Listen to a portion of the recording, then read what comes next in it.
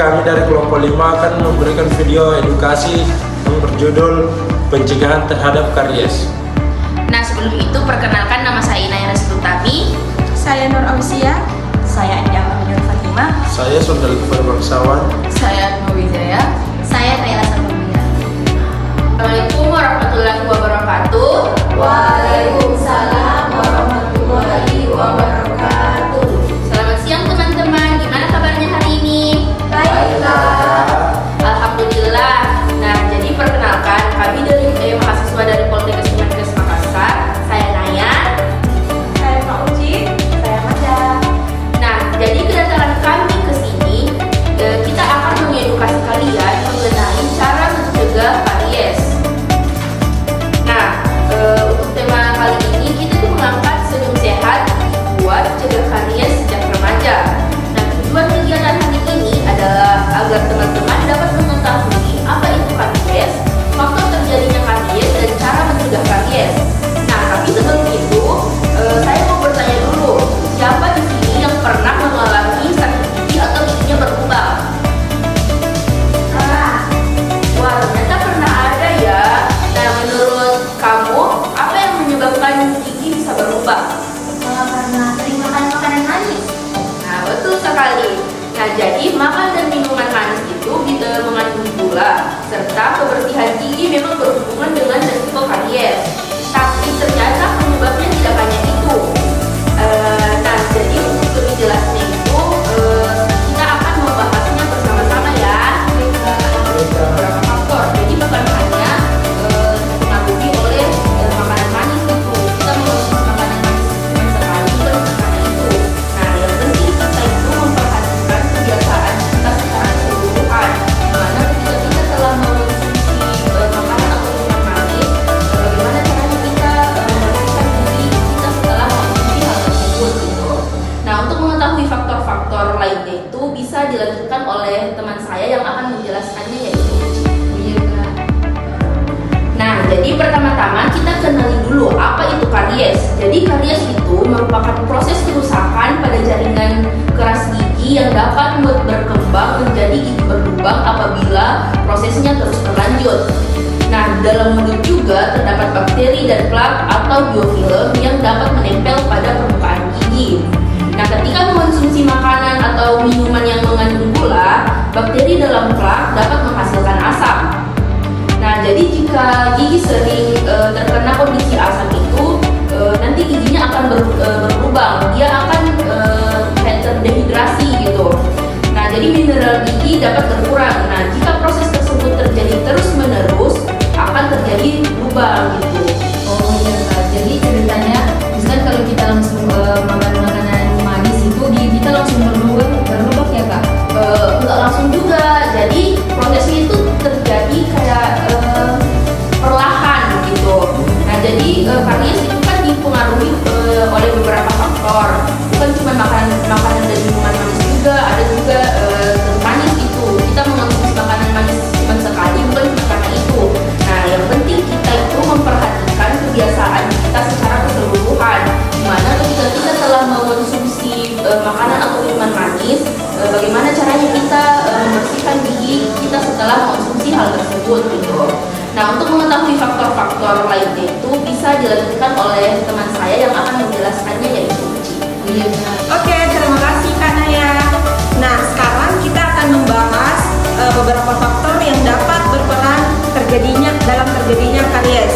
Nah, yang pertama itu adalah plak atau biofilm dan bakteri yang terdapat pada permukaan gigi. Kemudian yang kedua itu adalah frekuensi. Nah, frekuensi di sini konsumsi makanan dan minuman yang mengandung gula. Kemudian yang ketiga adalah kondisi gigi dan lingkungan rongga mulut termasuk saliva. Itu yang mempengaruhi terjadinya karies. Kemudian yang keempat waktu. Karena proses karies itu membutuhkan waktu dan dapat berlangsung ketika paparan terjadi secara berulang. Nah, sekarang saya mau bertanya nih kepada teman-teman, siapa nih yang masih sering mengonsumsi minuman manis seperti teh manis, minuman kemasan, soda, atau minuman dengan tambahan gula seperti lainnya? Saya Kak. Berapa apalagi kalau sedang haus atau kumpul lagi sama teman-teman. Nah, kebiasaan seperti ini nih yang perlu diperhatikan. Nah, bukan berarti kita sama sekali tidak boleh mengonsumsi minuman manis. Namun, kebiasaan seperti itu nih yang harus diperhatikan. Bukan berarti kita tidak sama sekali tidak boleh mengonsumsi minuman manis, makanan manis. Namun sebaiknya frekuensinya harus dibatasi atau dikurangi. Tapi kalau misalnya minuman manisnya sedikit tapi berkali-kali dalam sehari itu juga harus diperhatikan ya? Ya betul, harus diperhatikan karena frekuensi paparan gula itu juga perlu diperhatikan. Jadi daripada sering mengonsumsi minuman manis berkali-kali sepanjang hari, lebih baik kita membatasi frekuensinya. Nah, untuk minuman sehari-hari, betul, frekuensi paparan gula juga perlu diperhatikan.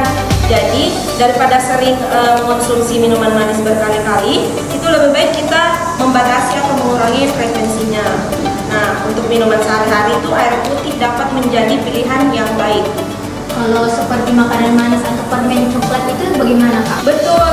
Nah, frekuensi paparan gula juga itu perlu diperhatikan. Jadi daripada kita sering mengonsumsi minuman manis berkali-kali, lebih baik kita mengurangi frekuensinya, membatasinya. Nah, untuk minuman sehari-hari itu biasanya air putih dapat menjadi pilihan yang terbaik. Kalau makanan seperti gula atau permen itu bagaimana Kak? Nah, kalau makanan tersebut juga mengandung gula yang perlu kita perhatikan. Nah, bukan berarti harus dihindari sepenuhnya, tapi sebaiknya tidak perlu sering dikonsumsi dan tetap diimbangi dengan kebiasaan menjaga kebersihan gigi dan mulut. Nah, setelah mengetahui faktor yang berperan terhadap karies, sekarang Kakak Manda akan menjelaskan bagaimana cara mencegahnya. Terima kasih Kak Uci. Teman-teman, sekarang saya ambil alih. Sekarang kita masuk di bagian yang paling penting, yaitu bagaimana cara mencegah karies. Ada beberapa kebiasaan sederhana yang dapat kita lakukan. Yang pertama itu, kita harus menjaga kebersihan gigi dan mulut. Dan yang kedua itu, menyikat gigi 2 kali sehari, pagi sesudah sarapan dan malam sebelum tidur. Yang ketiga, menggunakan pasta gigi yang mengandung fluoride. Yang keempat, membatasi frekuensi konsumsi makanan dan minuman yang manis. Dan yang terakhir, melakukan pemeriksaan gigi secara berkala. Kak, jadi misalnya kalau kita udah menyikat gigi pagi, kita nggak perlu lagi yang menyikat gigi kalau malam. Jangan, malahan pada malam hari itu disitulah tempat bakteri akan berkembang. Itu gunanya kita menyikat gigi sebelum tidur. Kak, kalau mengikat gigi yang terlalu keras itu gimana Kak? Tidak perlu. Ya, jawab Mi dari situ. Jawab dari situ Mi. Tidak perlu menyikat gigi terlalu keras. Yang penting adalah membersihkan seluruh permukaan gigi secara teliti dengan jarak yang lembut dan sistematis. Nah, sebelum itu saya akan menunjuk seseorang yang akan nanti memperagakan cara menyikat gigi. Silakan kepada yang hadirkan ini. Ya. Benar ya Kak ini cara ini. Nah, yang kurang seperti yang banyak itu, pertama kamu harus melakukan rotasi dengan berskala dengan gerakan yang lembut di bagian permukaan. Setelah itu di bagian kulitnya, atas dan bawah.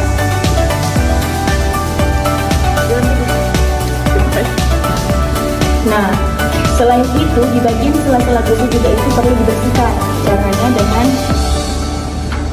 diginiin. Setelah itu jangan lupa mengikat bagian lidah dengan cara yang lembut. Nah, sekarang adik Akma silakan untuk lembut. Baik, saya akan memperagakan cara menyikat gigi dengan benar. Yang pertama itu kita menyikat bagian permukaan luar dulu. Lalu bagian permukaan yang di dalam. Setelah itu bagian kunyah. Lalu menyikat gigi, lalu menyikat lidah secara perlahan. Ya. Bagaimana Kak? Nah, sudah betul. Oke. Betul sekali. Yang penting kamu melakukan ini dengan menyeluruh dan tidak terburu-buru. Baik, Kak. juga perlu ingat untuk sikat gigi 2 kali sehari menggunakan pasta berfluoride. Jadi waktu sikat giginya itu setelah sarapan dan sebelum tidur. Nah, sebelum kita akhiri kegiatan, kita mau melihat apakah teman-teman masih ingat dengan materi yang sudah kita bahas. Nah, jadi kita akan melakukan kuis singkat. Nah, jadi pertanyaan pertama, apa yang dimaksud dengan karies? Mereka. Ya, Karies itu masuk ke kerusakan jaringan gigi yang memang tidak diketahui. nah betul sekali. Nah, sekarang pertanyaan kedua. Coba sebutkan salah satu faktor yang menyebabkan terjadinya karies. Saya Kak, Latin bakteri.